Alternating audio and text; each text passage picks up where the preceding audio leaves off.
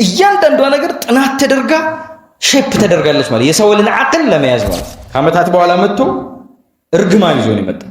እንደው ይሄን ልጅ አጥፋው እንደዚህ አድርገው የወለደ ወላጅም ይመለከተዋል፣ ያልወለደ ገና ያላገባ ልጅም ይመለከተዋል። እንዴት እንደሆነ ኋላ ላይ እንመለከት። ትምህርት ቤት ውስጥ መምህር የሆነ ሰው ተርቢያ የሚሰጥ ሰው ነው። በመስጂዶች ውስጥ በመድረሳዎች ውስጥ ኡስታዝ የሆነ ሰው ተርቢያ የሚመለከተው አካል ነው፣ ተርቢያ ይሰጣል። እኔ ጎረቤቶቼ ውስጥ ልጆች ኖረው ጎረቤቶቼ ውስጥ ያልወለድኳቸው ልጆች ካሉ እነዚህ ልጆች የኔ የተርቢያ ውጤቶች ናቸው። ልጆች ሲያድጉ የሚያድጉት አንድ ቤት ብቻ አይደለም፣ ማህበረሰቡ ራሱ ያሳድጋቸዋል ማለት ነው። ስለዚህ ሁላችንም ይመለከታል። ዛሬ ያላገባ ወጣት ነገ አግብቶ ምን ይመጣል?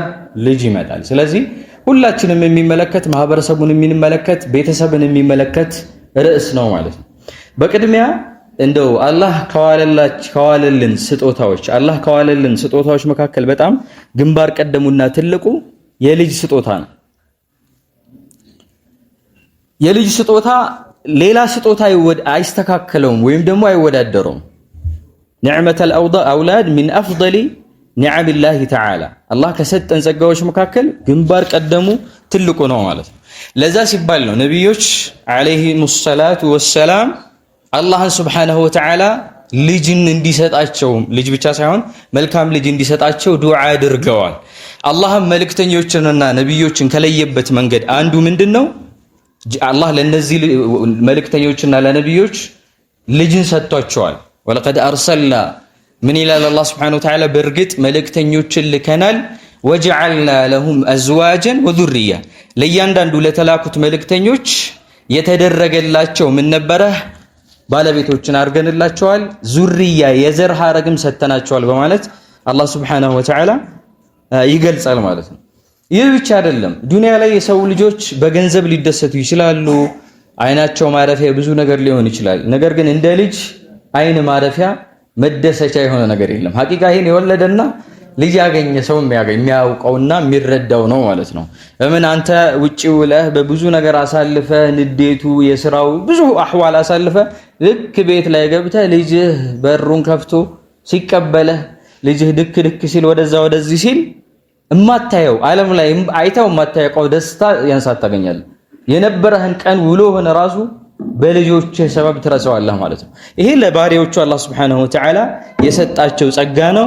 ሊተካ የማይችል ጸጋ ነው። ሰው ሚስት፣ ባለቤት፣ የትዳር አጋር ጸጋ ነው። ወንድም፣ እህት፣ አባት የቤተሰቦችን አካሎቻችን ጸጋዎች ናቸው። የልጅ ጸጋነት ግን ፈጽሞ አይተካም። በጣም የሚገርማችሁ ዘከሪያ አለይሂ ሰላም ልጅ አልነበራቸውም ለብዙ ዓመታት። አላህም Subhanahu Wa Ta'ala የተጣሩበትን መንገድ በጣም ተናንሰው ችግራቸውን አሳስበው ነው የነገሩት ማለት ወሽተዓለ الراس ሸይባ የገለጻው ራሱ አረብኛው ገለጻ ምን ያህል ሁኔታቸውን ጉጉታቸውን ለልጅ የሚያሳይ ነው። በዚህ ገለጻቸው ውስጥ ምንድነው ያሉት? ረቢ ጌታዬ ሆይ ልጅ ስጠኝ ፈርደን ያሉት ላ ተዘርኒ ፈእኔ ፈርድ አድርገህ ብቸኛ ነጠላ አድርገህ አትተወኝ አሉ። ባለቤት እኮ አለቻቸው፣ ዘመድ አዝማድ ቤት ዙሪያቸው ላይ አለ። ይህ ከመኖሩ ጋር ግን ልጅ ባለመኖሩ ሰበብ ምን አሉ? እንደው ነጠላ ብቸኛ አድርገህ አትተወኝ በማለት የልጅ ጸጋ ከፍተኛ ጸጋ መሆኑን አላህ Subhanahu Wa Ta'ala በዚህ ያስተምረናል። زين للناس حب الشهوات من النساء والبنين والقناطير المقنطرة ለሰው ልጆች አላህ Subhanahu Wa Ta'ala የሰጣቸውን ጸጋ ወይም ስሜቶቻቸው የተገጠላቸውን ነገር አላህ Subhanahu Wa Ta'ala ሲገልጽ ከገንዘቦች ከተለያየ ነገሮች አብሮ ወንድ ልጆችን አላህ ገልጿል ማለት ነው። ምንም ጥርጥር የሌለው ሁሉም የሚፈልገው ጸጋ ነው። ይህን ጸጋ የተሰጠም አላህን ሊያመሰግንና በዚህ ጸጋ ላይ ሊቆም ይገባዋል። አላህ Subhanahu Wa Ta'ala ጸጋዎችን ሲደረድር የልጅንም ጸጋ ይገልጻል። ወሊላሂ ሙልኩ ሰማዋቲ ወልአርድ ለአላህ በሰማይትና በምድር ያለው ንግስናው ባለቤቱ ይሱ ነው። ንግስናው ማለት ሁሉም ነገር የአላህ Subhanahu Wa Ta'ala ነው። ይህን ከጠቀሰ በኋላ ምን አለ? የሀቡ ሊመን የሻኡ ኢናተን ወየሀቡ ሊመን የሻኡ ዙኩር አው ዩዘውጁሁም ዙክራነን ወኢናተን ወየጅዐሉ መን የሻኡ ዐቂማ አለ አላህ Subhanahu Wa Ta'ala። ለሰው ልጆች ለሻው ለፈለገው የሀብ በጸጋ መልክ በስጦታ መልክ አላህ ምን ያደርጋል? ልጆችን ይሰጣል አለ። ያሰጣጡም ሁኔታ የተለያየ ነው። ከፈለገ አላህ Subhanahu Wa Ta'ala ወንድ ብቻ ይሰጣል። ወንድ ልጅ ብቻ ያለው አለ ማለት ነው። እንደው ከፈለገም አላህ ሴት ልጅ ብቻ የሚሰጠው ደግሞ አለ ማለት ይሄም ጸጋ ነው። ሴት ልጅ ተሰጠው ብሎ የሚያማርርም ሰው አይጠፋም። በጎን ደግሞ ምንደው ስንት ዓመት ያክል ልጅ አላገኘውም ብሎ የሚያለቅስና በዱዓ ተደሩ የሚያረግ ሰው አለ። ሴት ልጅ ግን ለምን አገኘው ብሎ የሚቆጭ ሰው አለ። ሱብሃንአላህ። አላህ ሲገልጻቸው ግን ምንድነው ያለው? በምን መልክ ነው የገለጻቸው? ሴት ልጆችን ያገኘ ሰው ቡሽራ ነው። ወይዳ ቡሽራ አሐዱሁም በሚበሰር ሰዓት ብስራት በተሰጠው ሰዓት ሴት ልጅ ማለት ሱብሃንአላህ። እንደዚሁም ደግሞ የሚያጠናዳቸው አሉ። ጥንድ እያደረገ አላህ Subhanahu Wa Ta'ala የሚሰጣቸው ባሪያዎች አሉ። እንደ በነብይ ሲያስቀምጡ ከነብዮች መካከል ወንድ ብቻ የተሰጣቸው ነብዮች አሉ። እንደ ኢብራሂም አለይሂ ሰላም ያነሳሉ። ሌሎችን ደግሞ እንደ ሉጥ ያነሱና ሴት ብቻ የተሰጣቸው አሉ።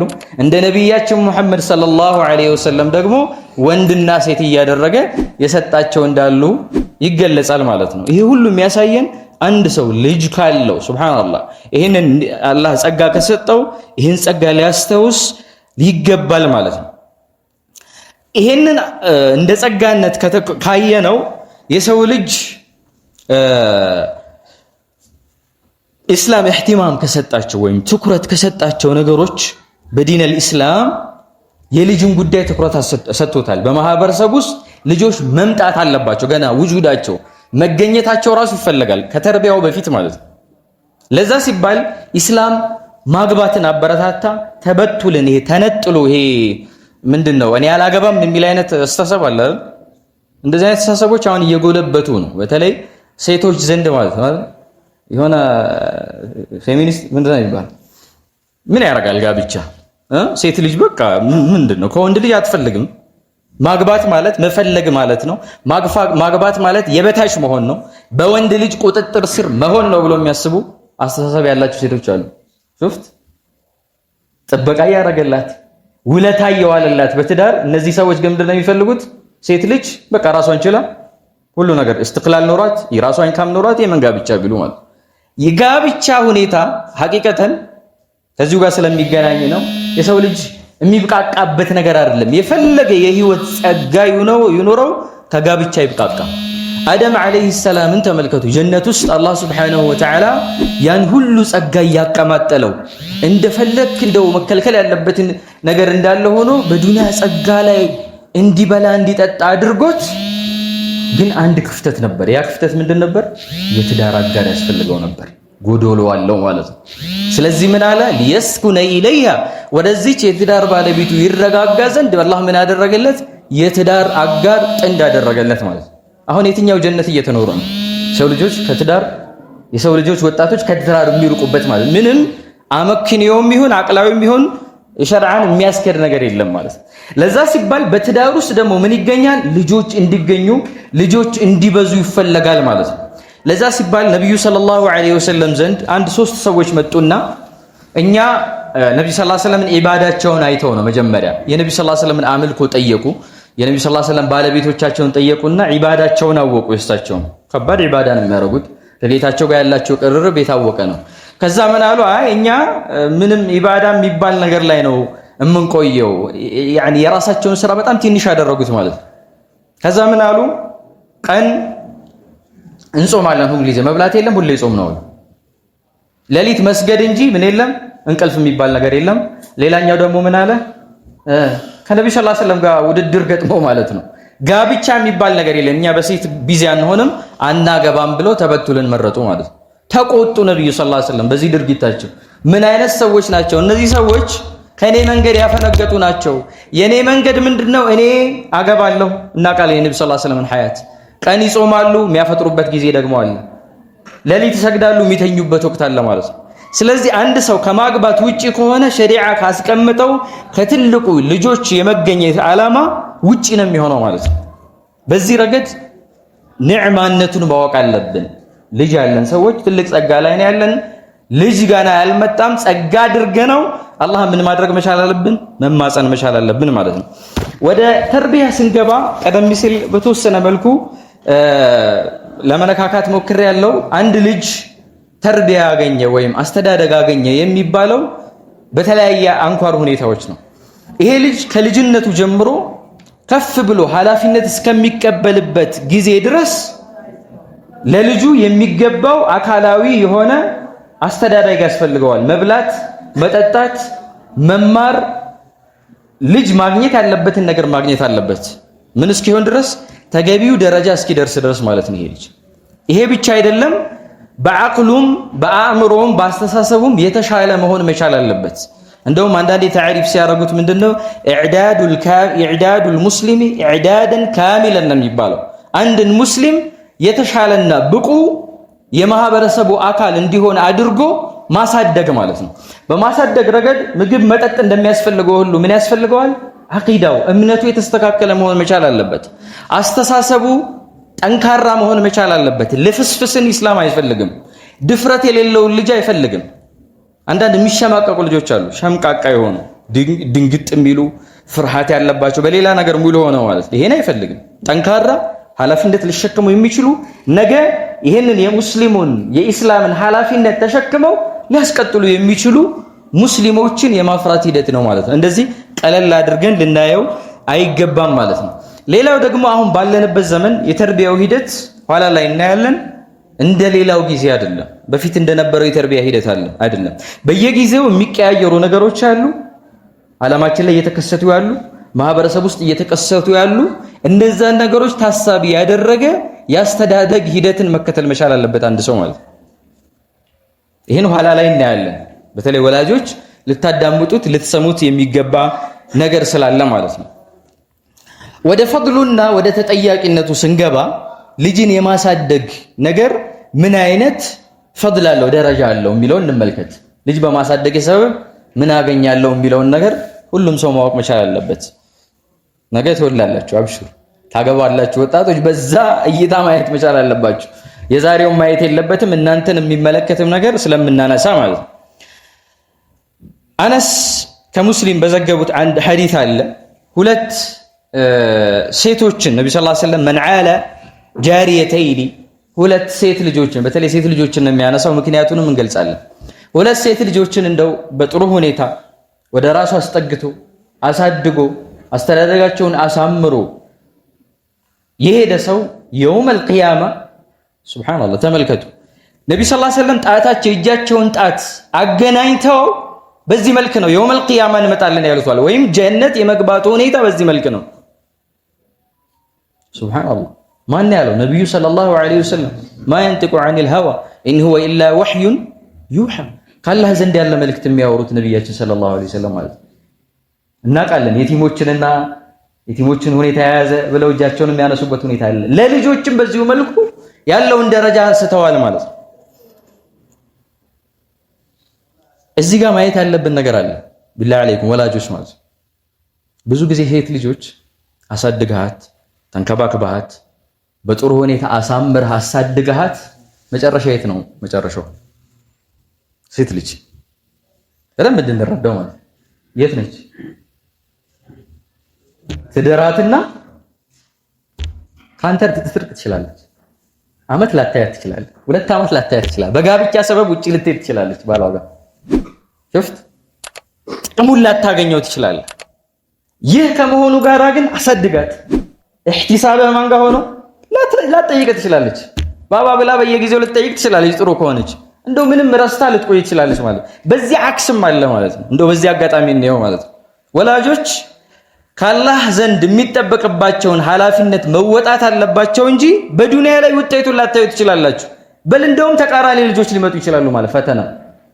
ስንቱ አባቶች አሉ ወልቢላሂ አለይኩም ስንት አባቶች በረሃ እየተንከራተቱ ካሰሪዎቻቸው የጭ እየተባሉ እየተንቋሸሹ የሚያገኙት ትንሽ ገንዘብ ሆና ለራሳቸው ልብስ ሳይቀይሩ ልጆቻቸውን ለማስተዳደር ዩኒቨርሲቲ እንዲማሩ ከፍ ያለ ትምህርት እንዲማሩ ለማድረግ ውጪ ያወጣሉ። መልሱ ግን ዱንያ ላይ ምን አይደለም፣ ለነሱ የሚገባ መልስ አይደለም። ያን ጊዜ እንቲባህ አድርጉ። ሒሳባችሁ ማን ጋር ነው? አላህ ሱብሓነሁ ወተዓላ እንደዚህ አይነት ጸጋ አስቀምጧል ማለት አንተን ልትርቅ ትችላለች።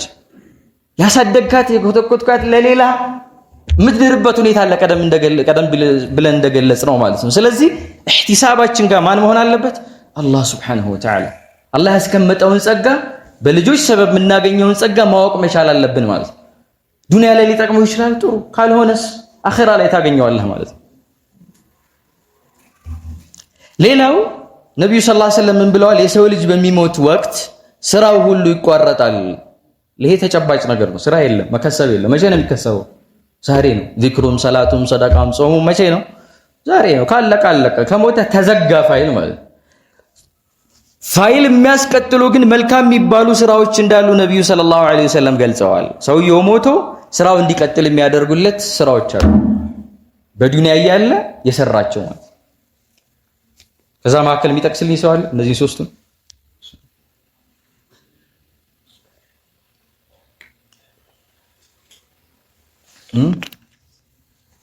አንደኛ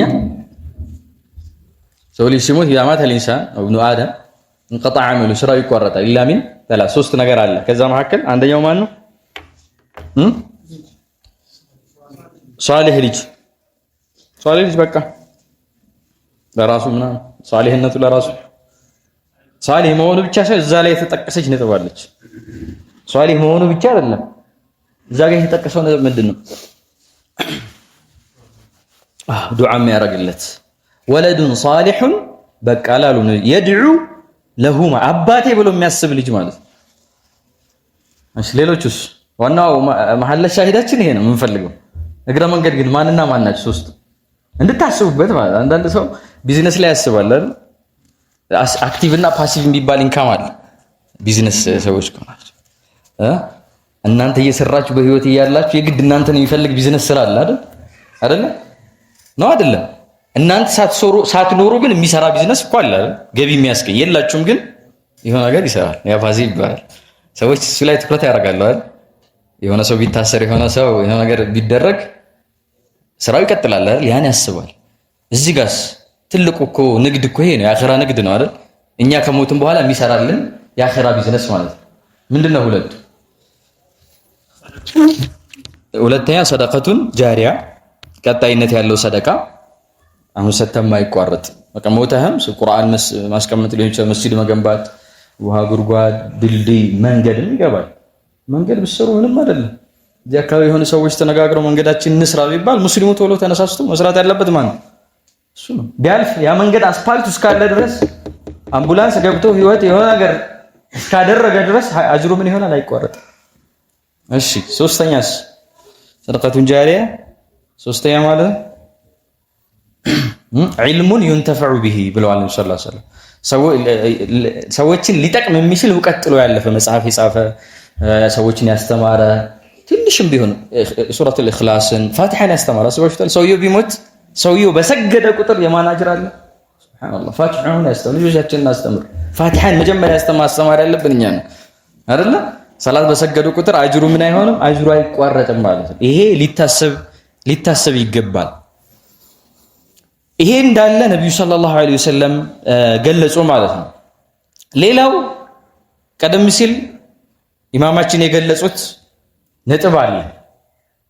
የቁርአን አንቀጽ አንስተዋል። ያ አዩሃ ለዚነ አመኑ ቁ አንፉሰኩም ወአህሊኩም ናራ። ይሄን አንቀጽ እንደውም ፊ ተርቢየተል አውላድ ባዕድ ሰሃባ ከአንዳንድ ሰሃቦች የተገኘበት ሁኔታ አለ። ልጅን በማሳደግ መልኩ ሊነሳ የሚገባ አንቀጽ የትኛው ነው? አሁን የጠቀስነው አንቀጽ ነው ማለት ነው። እናንተ አማኞች ሆይ ካመናችሁ ማለት እምነት አለኝ ካልክ ስማ ይሄንን ቁ አንፉሰኩም ነፍሶቻችሁን፣ ወአህሊኩም ቤተሰቦቻችሁን ከምን አድኑ? ከእሳት አድኑ። እሳት ሲባል ቀለል እንዳናረጋት። ይሄ የምናየው እሳት ራሱ የምናየው እሳት ጥፋቱን እያየን ነው አይደል? እሳት ሲቀጣጠል እንዴት አድርጎ እንደሚያወድም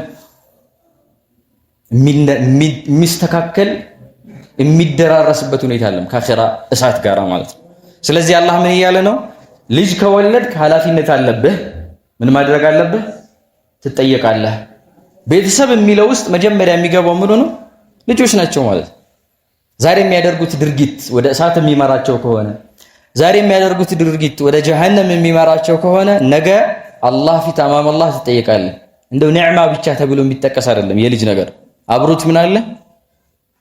ተጠያቂነት፣ መስኡልያ አለ ማለት ነው።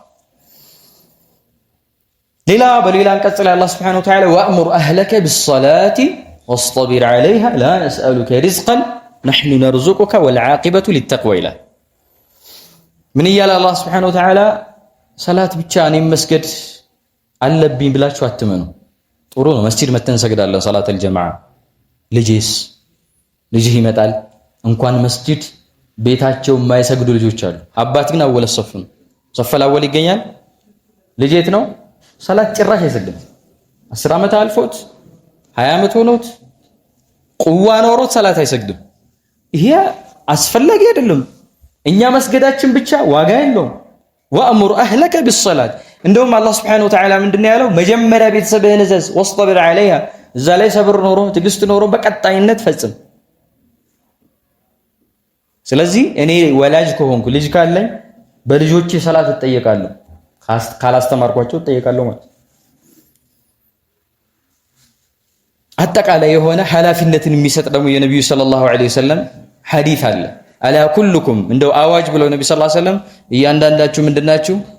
ጠባቂ ናችሁ፣ ራዒ ናችሁ፣ ከምትጠብቁት ነገር ትጠየቃላችሁ። ልጅ መውለድ ብቻ ሳይሆን ልጆች በምን አደጉ፣ ምን አይነት ትምህርት አገኙ፣ በስልኮቻቸው ምንድነው የሚከታተሉት፣ ከማን ጋር ነው የሚውሉት፣ ኃላፊነት አለብን።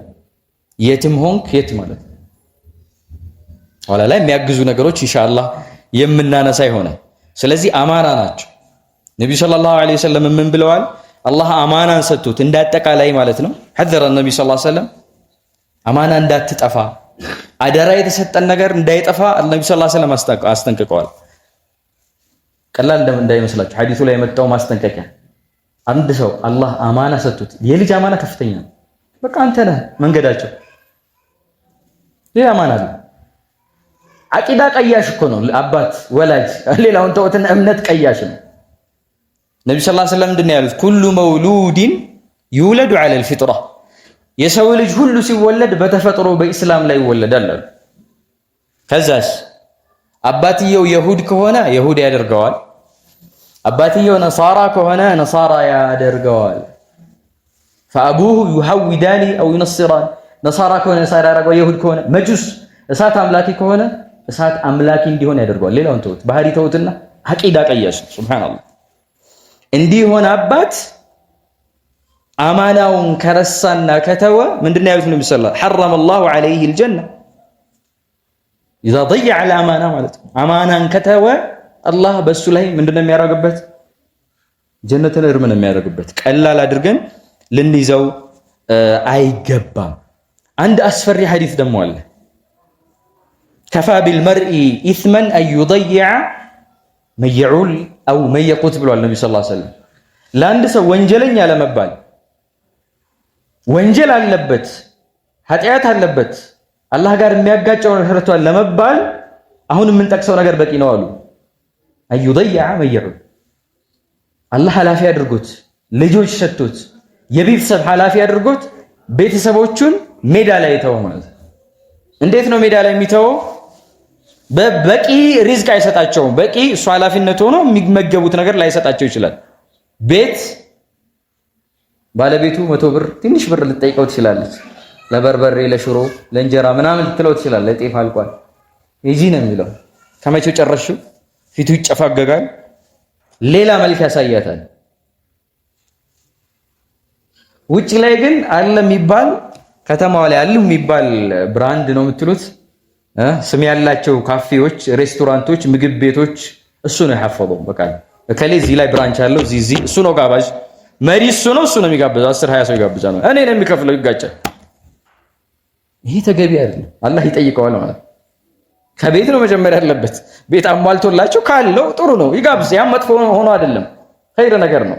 ግን ቤት ትተህ ቤተሰቦችን ሜዳ ላይ ጥለህ የሚመገቡት አተው የትምህርት ቤት አተው የሆነ ነገር ሆኖ አንተ የሆነ ነገር መሆን የለበትም። በቻልከው አቅም ልትደግፋቸው ይገባል። ይሄ ማዲ የሆነው ኢኮኖሚካል የነሱን የምግብ የልብስ ግንባታ ነው። እቺን የሚጠብቅ ሰው አለ፣ የሚዘናጋም ሰው አለ። ነገር ግን አንደኛዋን ብዙ ሰው ይዘናጋታል። የአቂዳቸው፣ የእምነታቸው፣ የባህሪያቸው፣ የዲናቸው፣ የአኺራቸውን ጉዳይ ግን የሚዘነጋ ሰው አለ ማለት እዚህ ውስጥ ይገባል። በያዕተው ማለት ተውካቸው። አንተ ጠዋት ትወጣለህ በመካቶ ዘስራ፣ ማታ ትገባለህ እነሱ ተኝተዋል። ጠዋት ሳይነሱ ትወጣለህ፣ ምንም አይነት ግንኙነት የለህም ማለት ነው። የት ገቡ የት ወጡ የምታውቅበት ሁኔታ የለም። ይሄ ሊስተዋል ልንጠነቀቅበት ይገባል። ተርቢያ መስጠት፣ ፍቅርን መስጠት ያው ነው። አንተ ሌላ ነገር አሟልተ ፍቅር ከተውካቸው ተያይተው ማለት አንተ ካልሰጣቸው ፍቅር ካላቀረብካቸው ማንም ያቀርባቸው? የሚፈራ ወላጅ አለ። አሁን እሱ ከመጣ የሆነ ሩጫ ጉድጓድ ለመግባት የሆነ ነገር ውስጥ ለመግባት ማለት እንደዛ መሆን የለበትም። ጀርባ ሰውነት ለነሱ ገር መሆን መቻል አለበት። ሊቀርቡ ይገባል። አትተዋቸው ማለት ወሳኝ ወደ ሆነው ነጥብ ስንገባ كيف نربيهم እንዴት አድርገን ነው ልጆቻችንን ልናስተናግድ ልናሳድግ የሚገባ የሚለውን ወሳኝ ነጥቦች እንጠቅሳለን። አላህ እነዚህ ነጥቦች የምንጠቀምባቸው ሰዎች ያደርገን። አላህ እንደው ጥያቄ የምናመልጥ አላህ የሚያስቀብጥብንን የአማና ደረጃ አልፈን የምንገኝ ሰዎች አላህ Subhanahu Wa Ta'ala ያደርገን። ልጆቻችንም አላህ ያስተካክልልን። ተርቢያ ሲነሳ የመጀመሪያው ቁልፍ ነገር ከጋብቻ በፊት ይነሳል። ቅድም አድምጡኝ ያልኳችሁ ያላገባችሁ ለዛ ነው። ከጋብቻ በፊት መልካም የሆነች ገና ወደፊት ለምትወልዳቸው ልጆች እናት የምትሆንን ሴት አዘጋጅ። ይሄ ቅድመ ይሰጠዋል። ብዙ ሰው እንደዚህ አርቆ የማሰብ ነገር የለም። ወደድኳት እንደዚህ ምናምን ሌላ ነገር ነው የሚያወራው። ኸይር ጥሩ ነው። በመካከላችሁ የሆነ ነገር ተያዩ ያሉት ነብዩ ሰለላሁ ዐለይሂ ወሰለም ይሄን በር ለመክፈት ነው። ጥሩ ነው። ነገር ግን ቁልፉ ነገር ምንድነው? አርቃ ማሰብ አለብህ። ነገ የልጆቼ ምንድናች? መድረሳ ነች ቤት። መልካም ከሆነች መልካምነትን ታስተጋግራለች ለልጆቿ። መጥፎ ከሆነች ተመሳሳይ ድርጊት ነው ልጅ ላይ የሚፈጸመው ማለት። አንዳንዱ ይሄን እንትን አይልም። ለዛ ሲባል አንዳንዴ ፈትዋ ላይ አይታችሁ ከሆነ ጥያቄዎች እንዴት ነው ሙስሊም ያልሆነች ነሳራ ማግባት ምናምን ያው መንገዶች አሉ ብሎ ስለሚያስብ ነሳራ ብናገባ ምን ችግር አለው? አይደለም ነሳራ ተውና ነብዩ ሰለላሁ ዐለይሂ ወሰለም ይያሉት ያለው በሙስሊሙ ማህበረሰብ ስር የአቂዳ ጥያቄ ወደፊት ልጆችን የመበረዝ የመበከል ነገር ከመምጣቱ ባሻገር በባህሪ ረገድ ራሱ ሙስሊም ሆና ምንድነው ያሉት? ሴት ልጅ ለአራት ነገር ታገባታለህ። ሴት ልጅ ጋር የምትፈልገው ሰዎች ሴትን ሲፈልጉ ለስንት ነው? ለአራት ነገር ይፈልጓታል። ለውበቷ፣ ሁለተኛ ለገንዘቧ አይደል? አሁን እንደዚህ አይነት ነገር በስቷል። የማይሰራ ወጣት ገንዘብ አላት ይላል፣ ቤት አላት ይላል። አጂብ ነው። ቁጭ ይላል። አረብ ሀገር ያሉ የምንሰማው አረብ ሀገር ያሉ ሴቶች ግን ለማግባት ጥረት ያደርጋል። እሷ ትልካለች። እሱ ምንድነው ተጧሪ ነው ማለት ነው። ሱብሃንአላህ ወጣቱ ነው ማለት ነው። እንደዚህ አይነት አስተሳሰቦች አሉ። በግልጽ ያወሩታል ደግሞ ወጣቶቹ ማለት አላት ይላል። አላህ ግን ምንድነው ያለው? መከሰብ፣ መስራት፣ መሮጥ፣ መመገብ ያለበት ማን ወንድ ነው። الرجال قوامون على النساء بما فضل الله بعضهم على بعض وبما انفقوا من اموالهم አንድ ቀዋም ያደረገበትን ልጅ ምንድነው ይፋቅ ያደርጋል፣ ይሰራል፣ ይጥራል፣ በቻለው አቅም ይፋቅ ያደርጋል ማለት አክሶ ነው ማለት ተገላቢጦሽ ናም ግን አለ በባህል ሰዎች አሁንም ይፈልጓሉ። ለምን እንደዚህ ሰዎች እንደሚያደርጉት ለገንዘቧ ልትፈለግ ትችላለች፣ ለዘር ሐረጓ ልትፈለግ ትችላለች። ወለሐሰቢሃ ክብር ያላት ሸረፍ ያላት ከሆነች ማለት ነው። አራተኛ የተጠቀሰው ምንድነው? ለምኗ ነው? ለዲኗ ማለት። ከአራቱ መካከል ነብዩ ሰለላሁ ዐለይሂ ወሰለም ምክር የሰጡት የነብያዊ ምክር ነው። ስለሚያውቁ ነው ነብዩ ሰለላሁ ዐለይሂ ወሰለም ይሄን ነገር ምክር ሲሰጡ ምን እንደሚከሰት ገልጸዋል። ዲን ያላትን አግባ፣ ኋላ ትጠብቀሃለች። ከብዙ ችግር ነው የምታጠፋ። ሌላው ነገር ይጠፋል፣ ገንዘቡ ይጠፋና ከኋላ ላይ እናያለን የሚከሰተውን ነገር ማለት ነው። ዘር ሐረጉም አይጠቅምህም። የሚጠቅምህ ምንድነው? ከጌታዋ ጋር ያላት ግንኙነት። ትሰግዳለች ወይ ብለህ ጠይቅ። አማና ጠባቂ ነች ወይ ብለህ ጠይቅ። ሀያ ህፍረት አላት ወይ ብለህ ጠይቅ። ሂጃባን ትጠብቃለች ወይ ብለህ ያን ጠይቀህ ካገባሃት አንድ በር ዘጋ የልጅ አስተዳደግ ማለት ነው። አብዛኛው ዑለሞች አኢማዎች ያፈሩት እናቶች ናቸው፣ አባቶች አይደለም። ብዙዎቹ የእናት ውጤቶች ናቸው። አብዛኞቹ አኢማዎች የብዙ ቁርአን አንቀጾችን የት ነው ያፈዛችሁት ቢባሉ ምላሻቸው መቼ ነው? እናታችን ስትሰራ ወደዚህ ስትል እየቀራች በቃሏ ሸመደን ነው ይላል። እንዴት ከዚህ በለጠ የሚያስደስት ነገር እኮ የለም። ሂጃብ እያዩ እስላምን እያዩ የሚያድጉ ልጆች መሆን መቻል አለባቸው ማለት ነው። ያን ካበላሸ አንተ መጀመሪያውን ነገር ብዙ ነገር አበላሽተሃል ማለት ነው። ሌላ ሁለተኛ ነገር ልጆች ከመጡ በኋላ ልጆች ከተወለዱ በኋላ በተቻለ አቅም ልጆች አእምሮ ላይ አቂዳን፣ እምነትን፣ ተውሂድን ከአላህ ጋር ያላቸውን ግንኙነት ማስረጽ መቻል አለበት። ምንም ነገር ከማስተማርህ በፊት ስለ አላህ ንገራቸው። አላህ ኻሊቃቸው መሆኑን طيب አላህ ኻሊቃቸው መሆኑን ራዚቃቸው ሲሳይ ሰጫቸው መሆኑን ሲፈሩ አላህን መፍራት መቻል እንዳለባቸው መመካት ሲፈልጉ በአላህ መመካት እንዳለባቸው የሆነ ነገር ሲያስፈልጋቸው መጠየቅ ያለባቸው አላህ መሆኑን ወደ አንተ አትደግፍ ደውልልኝ ተጠሪህ ነኝ አትበላቸው እከታተላለሁ አትበላቸው ሴኩሪቲ ካሜራ አስገብቻለሁ አትበላቸው መጠባበቂያ ማለት እንደዚህ ነው አይደል ሰራተኛው ትነግረኛለች እንደዚህ ወንድምህ ይነግራል አላህ ያይሃል በለው ሉቅማን አለይሂ ሰላም ልጃቸውን ሲመክሩ ወላሂ መጀመሪያ የመከሩት አንድ ገጽ ሙሉ የልጅ ምክር ነው إذ قال لقمان لابنه ነው አይደል ለልጁ በመከረው ሰዓት የመከረው አንድ ገጽ ሙሉ ሱረቱ ሉቅማን ሄዱ ወደ አራት መስመር ወደ አራት ፊት አራት ገጽ ምዕራፍ ነው ከአራቱ መሃል አንዱ ገጽ ሙሉ የምንድነው የልጅ ምክር ነው ብዙ ህክማዎች አሉት ምንድነው ያሉት የመጀመሪያው ምክር ላ ትሽሪክ ቢላህ በየትኛውም ሁኔታ ጌታ አላህ ላይ አታጋራ ያላህን ሐቅ መጀመሪያ አስተምር ኢነ الشرك لظلم عظيم ሽርክ ማጋራት የሚባለው አላህ ላይ ምን ማለት ነው ድንበር ማለፍ ነው ትልቁ በደል ነው በቃ ከአላህ ጋር ያለው ግንኙነት ሰላም ከሆነ አንድ ልጅ ወላሂ ከእናቱ ከአባቱ ጋር ሰላም ነው አንተን አይጠብቅህም ወላሂ ላታልል ልጅ ያታልሃል ስልክ አልገዛም ምን እንዳታይ መጥፎ ቪዲዮ እንዳታይ ቲክቶክ እንዳታይበት ቪዲዮ ስልክ አልገዛልህም ካሜራ ምንድነው ላፕቶፕ አልገዛልህም ለምን እንዲህ እንዳታረግ ወላሂ ላድርግ ቢል ሄዶ በጓደኛው ስልክ ተውሶ ያደርጋል ጓደኛው ስልክ ሊኖር ይችላል ይቀበለዋል እሱ ቤት ዋይፋይ አለ አንተ ስላ መጀመሪያ ግን እሰጣለሁ ተገቢ በሆነ እድሜ በሚያስፈልገው ሁኔታ እሱ ያን ስትሰጠው ግን አላህ ያያል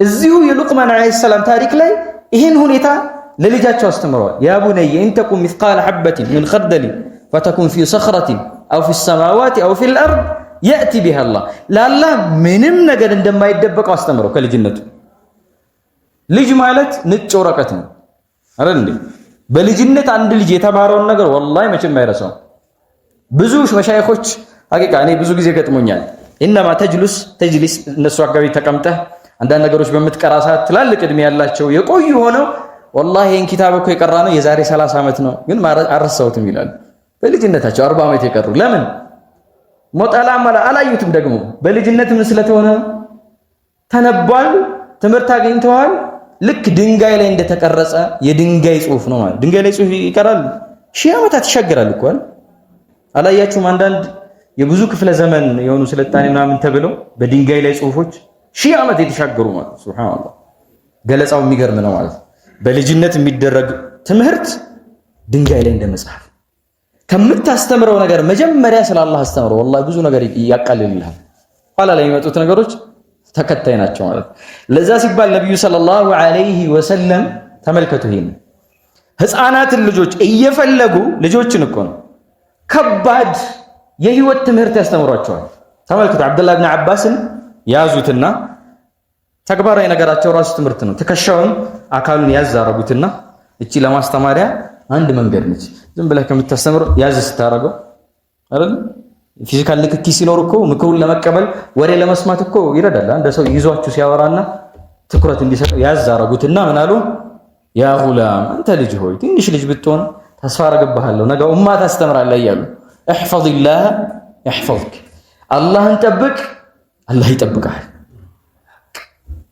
የብዙ ሰዎች ህይወት ቀያሪ ምክር ነች ሐቂቃ አላህን ጠብቅ ይጠብቅሃል ፎርሙላ ነው በቃ ያላህን ድንበር ጠብቅ አላህ ባለው መንገድ ቆም አላህ በምትፈልገው ሰዓት ታገኘዋለህ ማለት መቼ ነው የምታገኘው ተጅዱሁ تجاهك ተጅዱሁ አማመከ ነው ያሉት ነብዩ ሰለላሁ ዐለይሂ ወሰለም ፊት ለፊትህ ታገኘዋለህ አላህን በችግርህ ጊዜ በጭንቀትህ ጊዜ ነገሮች በሚያምታቱ ሰዓት ፊትናው በሚበረታ ሰዓት ቀድማ አላህን ከያዝክ አላህ ይመጣልሃል ይይዛል ወደ ኸይር ነገር አላህ Subhanahu Wa Ta'ala ያደርሳል إذا سألت فاسأل الله መጠየቅ በፈለክ ሰዓት አላህን ጠይቅ ወይ ተስተዓንተ ፈስተዒን ቢላህ መታገስ ፈልግ በአላህ ታገስ ምን አለ ልጅህን ካስተማርኩ መንገድ አሳስከው ማለት ልጅ ናቸው እነዚህ ነብዩ ሰለላሁ ዐለይሂ ወሰለም ሲሞቱ ራሱ ገና 15 ዓመት የነበሩ ወጣቶች ነበሩ ማለት ስለዚህ መሰረታዊ ዐቂዳ ልጆች ላይ መትከል ማስተማር ሳይሆን መትከል ያስፈልጋል። አላህ ሱብሓነሁ ወተዓላ የተውሂድን ሁኔታ አማኝ ውስጥ ሲተከል ሁኔታውን ሲገልጽ ስሩ እንደሰረጸ ዛፍ ነው ይላል። ወመሰሉ ከሊመቲን ጠይበቲን አለም ተራ ከይፈ ደረበ ላሁ መሰለን ከሊመትን ጠይበት ከሸጀረቲን ጠይበትን አስሉሃ ሳቢቱን ወፈርዑሃ ፊሰማ። የተውሂድ የዲንን ምንነት ሲገልጽ እንደ አንዲት ተክል ነች። እቺ ተክል መሬት ላይ እንደተተከለች ስሯ ግን ምንድነች? የሰረጸ። የፈለገ ንፋስ ቢመጣ የፈለገ አውሎ ንፋስ ቢመጣ ወደዚህ የሚያደርግ ነገር ከመጣ ስሩ ምንድነው? የጠነከረ ነው ማለት በቀላሉ አይበገርም። አሁን ነፍስየን ብዙ ወጣቶች ይደክማሉ። ጓደኛ ስለሌለው ጭንቅ የሚለው የሚጠባው ልጅ አለ። ብራንድ ጫማ ካለበሰ ጥሩ ልብስ ካለበሰ ህይወት የምትጠብበት ልጅ ነው ያለው። ልጅ ተውትና ትላልቁ ሰው ማለት ነፍስየን ደክሟል። የሆነች ፊትና ወደዚህ ስታረገው ምንድነው የሚለው? በቃ خلاص እንደኔ ፊትና ይወረደብን ምን ሆንክ ቢባል ብሰሙት ፊትናውን ይሄ ነው ትላለህ። ሊስተካከል የሚችል ነገር ራሱ ማለት። አማኞች ግን የጸና አቂዳ አቋም ካላቸው ምንም ነገር ኻመተ ዘርዕ እኮ ነው የሚለው። ወደዚህ ሊያደርገው ይችላል አይደለ? ግን መቼም ቢሆን አይሰብሩም። እንደዚህ አይነት አቋም ልጆች ላይ ምን ያደርጋል? መትከል ያስፈልጋል ማለት። ሌላው ቢላህ አለይኩም በጣም ማሳስበው ልንጠነክርበት የሚገባን ነገር ብዙ ፐርሰንቱን የሚይዘው ዱዓ ነው። አዱዓ ለልጅ የሚደረግ ዱዓ ጠባይ ነው። ማን ያለው? ነብዩ ሰለላሁ ዐለይሂ ወሰለም ያሉት ሶስት አይነት ሰዎች ዱዓቸው ተቀባይነት አለው፣ መቼም ቢሆን አይወድቅም። የመጀመሪያው ማን ነው? በጾም ጊዜ ተሰሙታላችሁ። ይሄ ጾመኛ ሰው ዱዓ ሲያደርግ፣ መንገደኛ የሆነ ሰው ዱዓ ሲያደርግ፣ አብሮ የሚጠቀሰው ማን ነው? ወላጅ ለልጁ የሚያደርገው ዱዓ። ለምን ይመስላችኋል? ለምንድን ነው ወላጅ የሚያደርገው ዱዓ ተቀባይነት ያለው? ነብዩ ሰለላሁ ዐለይሂ ወሰለም ማለታቸው በቂ ነው፣ ይቀበለዋል። ግን ምን አይነት የተለየ ባህሪ ያለው? ጾመኛ እንግዲህ ተደሩዑ ታውቃላችሁ፣ የተራበ ነው፣ ለአላህ ብቻ ነው፣ እኽላሱ አለ፣ ደካማ ሆኖ ነው ወደ አላህ የሚቀርበው። መንገደኛም እንደዚሁ፣ መንገድ ከባድ ነው፣ መንገድ የሚወጣ ሰው ማለት ብዙ ችግር ነው ያለው። ልጅስ ማነው? ወላጅ ለልጁ ዱዓ ሲያደርግ ጥርት ባለ ውዴታና እኽላስ ነው። ትወዳለህ፣ የአብራክ ክፋይ ነው። ኸይር የተባለን ነገር ሁሉ ትወድለታል። ዱዓ ስታደርግ ከዱዓ መስፈርቶቹ አንዱን ታገኛለህ ማለት ምስጥ ብለህ ነው የምታደርገው፣ እንደው ጌታዬ እያልክ ማለት ነው። ስለዚህ እሕሪሱ ወላሂ። መቼ ነው የወለዳችሁት? ነው ስለወለዳችሁት ነው እንዴ? አይደለም። ያልወለዳችሁትም ዱዓ ማድረግ አለባችሁ። ሁለቱ ነቢዮች ኢብራሂም ዓለይሂ ሰላም እና ዘከሪያ ዓለይሂ ሰላም ለልጆቻቸው ዱዓ ያደረጉት ሳይወልዱ ነው። ስለዚህ ለዚህ ዱዓ የሚደረገው መቼ ነው? ቅድሚያ ሳይወለድ ነው። ከተወለደ አታድርጉ ማለት አይደለም፣ ግን መቅደም ያለበት መቼ ነው? ሳይወለዱ ነው። ከተወለዱም አድርጉ። ረቢ ሀብሊ ሚነ ሳሊሒን ሳይወልዱ ማለት ኢብራሂም ዓለይሂ ሰላም ጌታዬ ሆይ ልጅ ስጠኝ ነው ያሉት።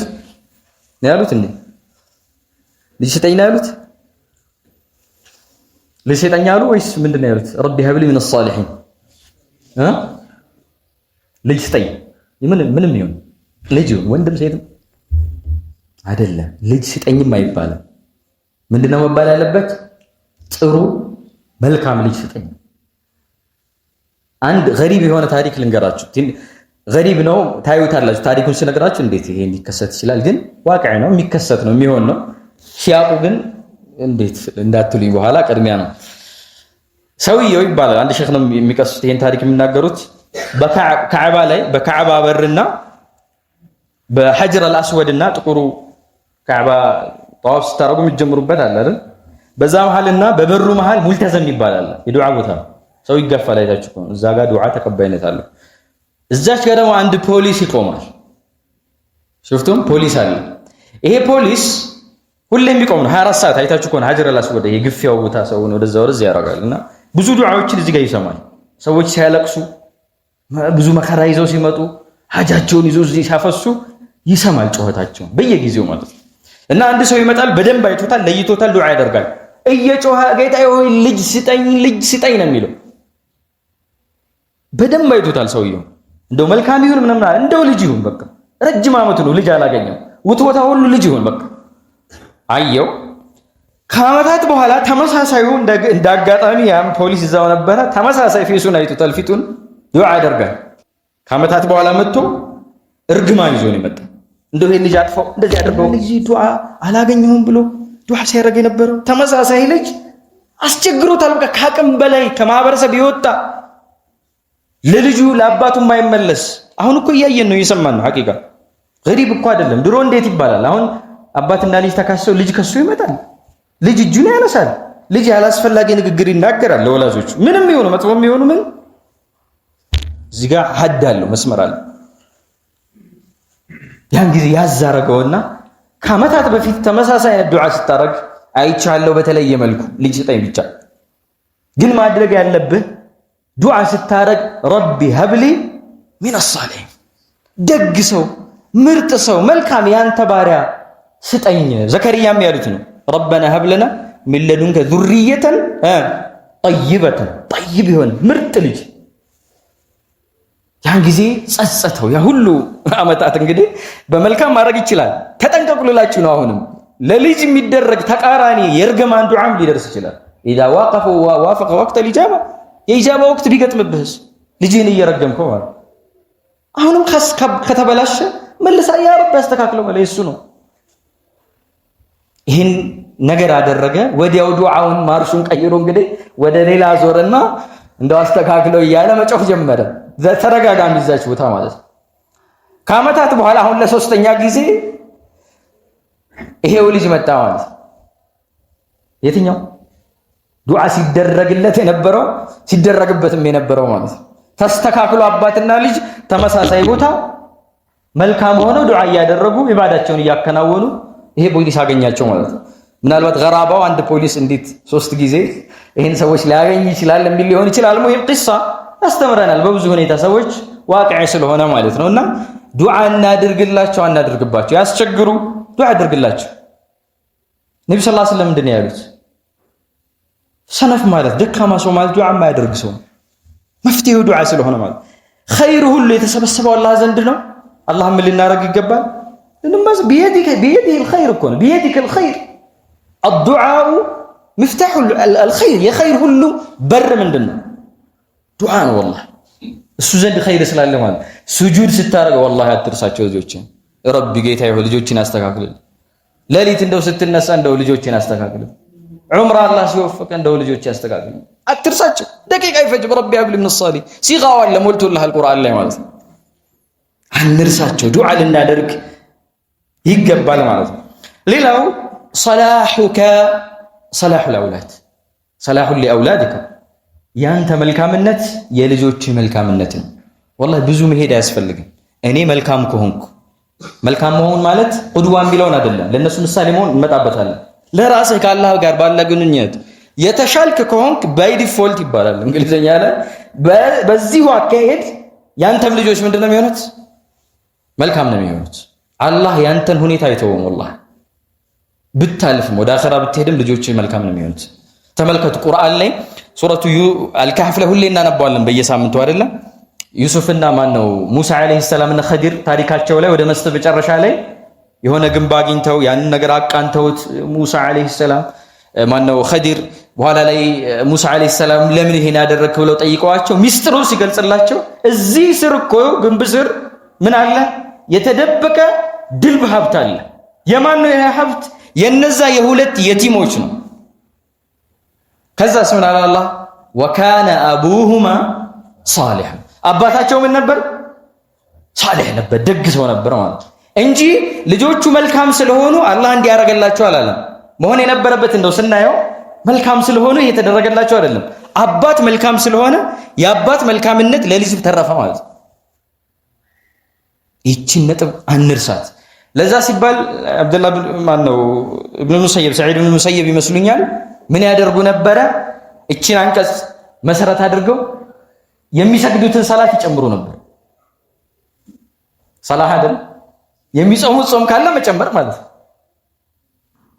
ሰኞና ሐሙስ ጎበዝ ከሆነ ሰውየው እንደው የኔ መልካምነት ለልጆች የሚጥቀም በወሩ 3 ቀን ጾማለሁ ዙሃ አልሰግድም እንደዚህ ያለ የሚለይት ከሆነ ያንተ መልካምነት ለልጆች መልካም እድልን ያመቻችላቸዋል ማለት ነው ቢነሲ هذا الحديث ስለዚህ አብዛኛው ነገር ከኛ ጋር ነው የሚተሳሰረው ሐቂቀተን የወላጅ ማንነት ነው የልጅ ማንነትን ሊገነባ የሚችለው ማለት ነው ሌላው ስንመክራቸው الوعظ بالتعليل መልካም ነው وعظ بالتعليل ማለት በምክንያት መምከር ሂድ ቅራ አይና አታድርግ ለምን እንደዚህ አይደለም እያንዳንዱ የምታዘዘውን ትእዛዝና የምትከለክለውን ክልከላ ከምን ጋር ነጻጽ አያይዘው ከምክንያት ጋር አያይዘው ልጄ ሄደህ ከቀራህ እኮ ጎበዝ ትሆናለህ ሄደህ ከቀራህ እኮ ቢያንስ ኡስታዱ ይሸልማል ሄደህ ከቀራህ እኮ በአመቱ መጨረሻ ሽልማት አብሮ ችግር የለውም አሁን ገና ልጆች ናቸው አይምሯቸውን በውጤት ቀረጹት ቅድም የሉቅማንን ታሪክ ስናነሳ አንድ ገጽ ሙሉ ምክር ወላሂ በሚያጅብ በሚገርም ሁኔታ እያንዳንዱ ምክር ጀርባ ተዕሊል አለ ተመልከቱ ስለ ሽርክ ከነገሩት በኋላ ምን አሉ መጨረሻ ላይ ሽርክን የከለከልኩ ለምንድን ነው እነ ሽርክ ለظلم عظيم ሽርክ ምን ስለሆነ ትልቁ በደል ስለሆነ መጨረሻ ላይ ብንሄድም ድምጽህን እንደው ከፋታ አድርግ እንደው አለቀጥ አሁን እኮ ያራድነት መገለጫ ሆናል ድምጽ ምናምን የሚጮህ ልጅ ሆነ እንትን ነው ዝግ የሚል ግን የሆነ ሞኝ ጅል ነው አይደለም ድምጽህን ለከታ አድርግ በጅለት የተጠላ ድምጽ ማለት የአህያ ድምጽ ነው እንድትፈራው እኮ ነው አህያ የሚጮህ ማለት ነው ያስተላለ صوت الحمير ማለት ان انكر الاصوات لصوت አትሁን ማለት አንተ አላህ አክብረዋል እንደ አህያ ለምን የተጠላ ድምጽ አለው ዘፊርና ሸሂቅ የሚባል ይሄ ምንድነው በአማርኛ ዘፊርና ሸሂቅ መንሰቅሰቅና ማፋ የሆነ ጩኸት አላቸው የጀሃነም ሰዎችንም አላህ Subhanahu Wa Ta'ala ጀሃነም ውስጥ ያለውን ነገር ሲገልጽ ጩኸታቸውን በዚህ መልክ ዘፊሩ ወሸሂቅ ብሎ ይገልጻል ስለዚህ እያንዳንዷን ነገር ምን አደረጉለት ምክር ምድርም ላይ ስትሄድ አትንበጣረር እየዘለልክ እየነጠርክ አትሄድ ለምን የፈለገ ነገር ብረዝም ከማን አትበልጥም ከተራራ አትበልጥም ቀድረህ ትንሽ ነው ማለት እንደው ብነጥርም ምድርን ሰንጥቀህ ምን አታደርግም አትገባም ልክ ይኖርህ ምክንያት አስቀምጡላችሁ ሐቂቃ ምክንያት ከተቀመጠ ለሰው ልጆች ይሄን ነገር ለመከተል መፍትሄ ይሆናቸዋል ሌላው የምናነሳው ኢስቲግላል አላወቃት ወቅቶችን መጠቀም والله ስትበሉ ስትጠጡ ምክር ስጧቸው ተርቢያ ያኔ በግራ እየበላ ያየው አይ ልጅ ነው ይብላ ምን ችግር አለው ህፃን ነው አትበሉ ተው ይሄ በግራ ይበላ የሚበላው ቤት ነው ሲጠጡም መጠጣት ያለብህ እንደዚህ ነው ይሄን ነብዩ ሰለላሁ ዐለይሂ ወሰለም ተጠቅመዋል ልጆች አብረዋቸው ይበላሉ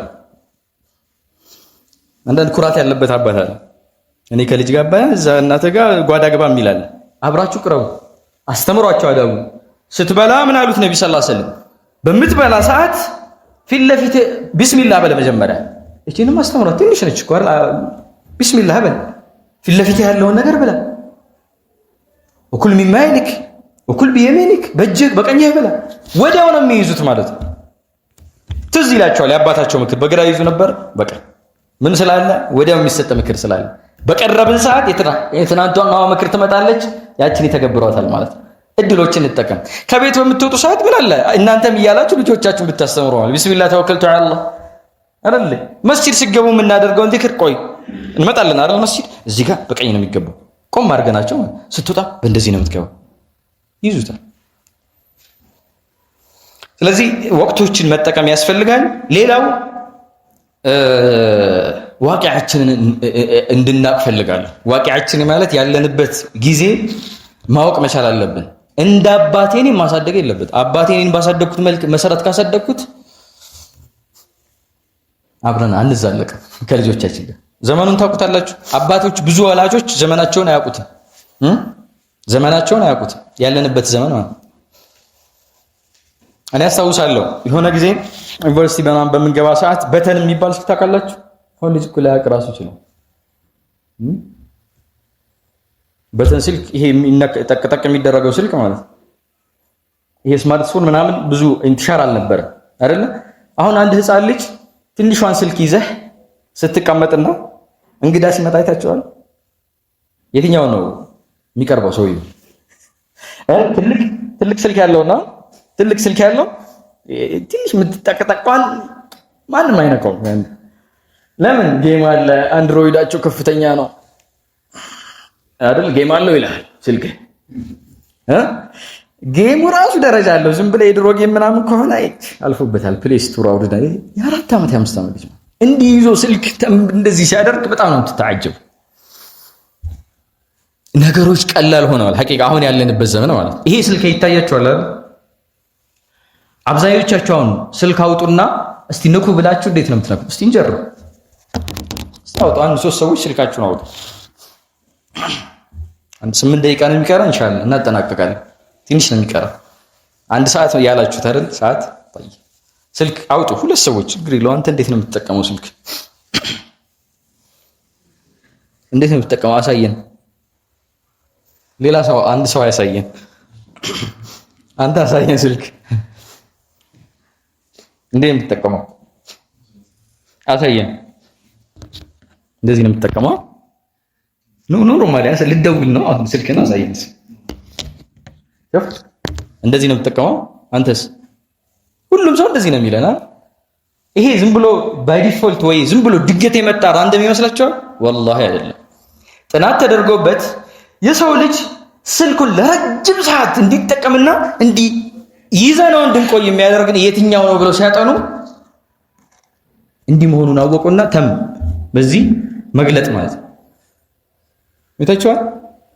ህፃን ልጅ የ3 ዓመት አራርት ይሸከመዋል። ለዚህ ረጅም ሰዓት መቆየት ይችላል። በቃ አይደክመን። ምን አደረገው ማለት ነው? ያዙህ ማለት ነው። ይሄ ጥናት የተገኘ ማግኘት ትችላላችሁ ኢንተርኔት ላይ ሰርች አድርጉ። ያዘ ማለት ነው። ረጅም ሰዓት ቲክቶክ ሰው የሚጠቀመው የቲክቶክ ፕላትፎርም ምንም አይታችኋል። እንደዚህ ቀጥታ ነው እንጂ እንደዚህ አይደለም ማለት ቲክቶክ። ለምንድን ነው ረጅም ሰዓት ትቆያለህ? አይደክምም? ስልኮች ቪዲዮዎችን ታገላብጣለህ። መጀመሪያ ደግሞ አንተ ማንነትህን ቀርጸውታል። አልጎሪዝም ይባላል። 3-4 በምታየው ቪዲዮ ፍላጎትህን ከጓደኛ የበለጠ ስልክ ያያል። እኔ ስልካችሁን አውጥቼ ዩቲዩባችሁን አይቼ ማን ምን እንደሚወድ መናገር ይችላል። ሐቂቃ ኢልመል ገይብ አይደለም ሙሻሃዳ ነው ማለት ነው። ለምን ስልኩ ራሱ ይናገራል። 3-4 የኳስ ካየው ኳስ ይወዳል። አርሰናል ምናምን እለዋለሁ ወይ ማንቸስተር እለዋለሁ። 3-4 ድራማ ካየው በቃ خلاص ቀጥሎ ድራማ ነው። ይሄ የድራማ ሰው ስፖርታዊ ነገር የሚያይ ከሆነ እያንዳንዱ ማለት ሱብሃንአላህ ያን እያንዳንዷ ነገር ጥናት ተደርጋ ሼፕ ተደርጋለች ማለት የሰውን አቅል ለመያዝ ማለት። ስለዚህ በዚህ ሰዓት ተርቢያ ማድረግ አይከብድም። ዋይፋይ ምናምን ኖርማል። አሁን በድሮ ዘመን ዋይፋይ ሲባል እንትን ላይ ይችላል። አሁን የባሰ ነገር መጥቷል። ሰምታችሁ ከሆነ ምን የሚባል ነገር አለ? ኤአይ የሚባል ነገር አለ። ኤአይ ማለት አርቲፊሻል ኢንተለጀንስ ተብሎ ሰዎች ድሮ ያልሆኑበትን በፎቶሾፕ ሊቀየር ይችላል አይደል? ሰውየው ሳይሆን ፎቶውን ቀይሮ አሁን ምን ሐረካውን እንቅስቃሴው ማለት ትክክለኛ ቪዲዮና የውሸት ቪዲዮ የማትለይበት ዘመን ላይ ነው ያለው። በተለይ የምዕራቡ ዓለም እየተናጠ ነው በዚህ። አንዲት ሴት ባልሰራችው ወንጀል አጸያፊ ነገር ሰርተሻል ተብላ አትለዩትማ። እንዴት ይለያል? ቤተሰብ የሚበተንበት ልጅቷን የማታውቅበት ሁኔታ ማለት ነው። ልጄ ታግቷል ብሎ በራሱ ድምፅ ራሱ ይቀየራል። የኔን ድምፅ ይያዝና ሌላ መልእክት አስተላልፍበታል። የኔ ቶን እንዳለ ማለት ነው። ስንት ወላጆች ልጆቻችን ታግተዋል ተብሎ በራሳቸው በልጃቸው ድምፅ ምንም የማትጠራጠሩት ነው። ልጅ ቀስ ብሎ ኋላ ላይ ይመጣል ተራምዶ ማለት ነው። ማታ እንዲህ ተከስቷል ታግታል ተብለህ እኮ ይሄን ያህል ሚሊዮን ከፍለህ እንዴት ያን ያህል ከባድ ተርቢያውን ተጻራሪ የሆነ ነገር መጥቶብናል። ጉግል ላይ ሰርች ስታረጉ አይታችኋል። ምናልባት ይሄን ተዓምሉ የምታረጉ ካላችሁ አንድ ቃል ስታስገቡ ብዙ ሰው ኢንቲባህ ስለማያደርገው አንድ ቃል ሲገባ ከቃሉ በታች ብዙ ሰው አያየውም። የሆነ ብዙ ሺህ ቁጥር አለ፣ በቢሊየን የሚቆጠር ቁጥር ማለት ነው። ምንድነው ያ? አንድ ባስገባሃት ቃል ምክንያት ሰበብ 46 ቢሊየን ነቲጃ ውጤትን ዝርዝር ነገሮችን አምጥቼልሃለሁ ከአንድ ሰከንድ ባነሰ ጊዜ ይላል። 0.0 ምናምን ሰከንድ ይላል። ሽፍት ኦቨርፍሎ ኢንፎርሜሽኑ ለሰው ልጅ የሚጠቅመውም የማይጠቅመውም ነገር የበዛበት ዘመን ላይ ያለ ነው ማለት እና እንዴት ነው ተርቢያ የምታደርገው? አታውቀውም ጊዜው። አባቴ ባሳደገው መሰረት ልታሳድግ አይደለም። ልጅ ካንተ የበለጠ በቴክኖሎጂ ምንድነው እውቀት አለ። ምናልባት ኤአይ ሰርቶ የሆነ ነገርም ሌላ ነገር ሊመጣ ይችላልና ምን ያስፈልጋል? ቅድም ያልናቸው ዱዓ ሰላህ እንዳለ ሁሉ ምክንያት ያስፈልጋል። ጊዜውን ማወቅ ያስፈልጋል። ከጊዜው ጋር እንዴት ነው ተርቢያ ማድረግ ያለብኝ ልጅ የሚለውን ነገር በጣም ልንረዳው ይገባል ማለት ነው። ስለዚህ ኢንቲባህ አድርጉ፣ ወቅቱን እወቁት። ኢንተርኔት ጋር ያላቸውን ስልክ ጋር ያላቸውን ነገር በጣም ኮርስ እኮ ይሰጣሉ። እኛ ሙስሊሞች ሐቂቃ በዚህ ደካማ ነን። ኢንተርኔት ሲገቡ የሆነ ጊዜ እንደ ሰርች ሳደርግ ኢንተርኔት ላይ አብዛኛው ዶክመንቶች፣ ቪዲዮዎች ይበልጡናል። ኮርሶች፣ ለወላጆች የሚሰጡ ስልጠናዎች፣ ስልጠናኛ ጋር ሞልቷል። ሱብሃንአላህ የነብዩ የማስተማር ጥበብ ለኛ በቂ ነበር። አንማረው መጽሐፍ አናነብም። የልጅ አስተዳደግ እስቲ ስንቶቻችን መጽሐፍ ገዝተናል? እንዴት ላሳድግ ቢዝነስ ሲሆን እኮ እናነባለን። ሳይንኛ እንማራለን። እንዴት ቢዝነሱ ያድጋል ብለን እንማራለን። ስልጠና እንወስዳለን። የቢዝነስ አመራር እንማራለን። የልጅ አመራር ግን የለም። ለዛ ነው እኛ ምን ያደርጋሉ ከኛ ያፈተልካሉ ማለት ነው። ይሄን ኢንቲባህ ልናደርግ ይገባል። አብሽሩ ሰዓት አላሳልፍም። ሌላው ከትችት መቆጠብ መቻል አለብን። ትችትና እርግማን ቅድም እርግማን ብለናል። ትችት የተለየ ነው። ትችት ማለት ለረባ ላረባው ልጅን ማሸማቀቅ፣ ለምን ሰበርከው፣ ለምን ሄድ፣ ለምን አረፈር፣ ለምን ሲሆን ልጅ ይደነግጣል፣ ኮንፊደንሱን ያጣል፣ በራስ መተማመኑን ትገሉታላችሁ። ክፍል ውስጥ መመለስ የማይችል እያወቀ ስለሚፈራ መሸማቀቅን ይፈራል። ለምን መለስኩ ብሎ ማለት ይስቁበታል፣ የሆነ ነገር ያደርጉበት። አንተን የፈጠርከው እኔ በጣም የሚገርመኝ ልጅን ቀሽም የሚል ሰው በጣም ነው የሚገርመኝ። ኡስታዝም ሆነ አባት ማለት ነው ቀሽም እንዲሆን እኮ ያደረገው ማለት ነው። ከየት አመጣው ልጁ? ማህበረሰቡን እኮ ነው የሚሆነው። የአባቱን የማስተማር ውጤት ነው። ምን ያደርግ ልጁ? ንጹህ አቅል ንጹህ አእምሮ ነው ይዞ የመጣው። ስንመክርና ስንገስጻቸው ለምን አደረክ ስንልም የሆነ ምክንያታዊ መሆን መቻል አለብን። ወይም ደግሞ ግሰጻችንን ለዘብ ማድረግ አለብን። ተመልከቱ አብዱላህ ብኑ ዑመር የሚባል አብዱላህ ብኑ ዑመር ይመስሉኛል ረዲየላሁ ዐንሁ እና ነብዩ ሰለላሁ ዐለይሂ ወሰለም ሲመክሩት አጥፍተው አይደለም ግን ቢያደርገው ጥሩ ይሆነ ነበር እንደው ብታደርገው አባባላቸው ምንድነው ያሉት? ነብዩ ሰለላሁ ዐለይሂ ወሰለም አብዱላህን ሲመክሩት ኒዕመ ረጁሉ አብዱላህ የሚባለው ልጅ እንደ ጥሩ ሰው ጥሩ ልጅ ነበርኩ፣ ጎበዝ ነው አሉ። መጀመሪያ አየህ ከወቀሳ በፊት ጎበዝ ነበርኩ እኮ አንተ ጎበዝ ነህ ትምህርት ላይ ዲል ግን ብለህ ትጀምራለህ። አየህ የመጀመሪያው ምን ያደርገዋል? ጠንከር ያደርገዋል። ኒዕመ ረጁሉ አብዱላህ ለው ካነ ዩሰሊ አው የቁሙ ለይል ሌሊት እኮ ብትቆም ጎበዝ ነበርኩ ጀግና ነበርክ አሉት ማለት አያችሁት? ይይዘዋል፣ ይቀበለዋል። አልጎዳችሁትም ማለት ነው። ውስጡ ሳይጎዳ ስሜቱ ሳይጎዳ ከዛ በኋላ አልተወም። አብዱላህ ኢብኑ ዑመር ከዛ በኋላ ሰላተል ለይል የሚባል ነገር አልተወም። በልጅነቱ ተብሏል ጎበዝ ነበርክ ተብሎ ማለት ነው።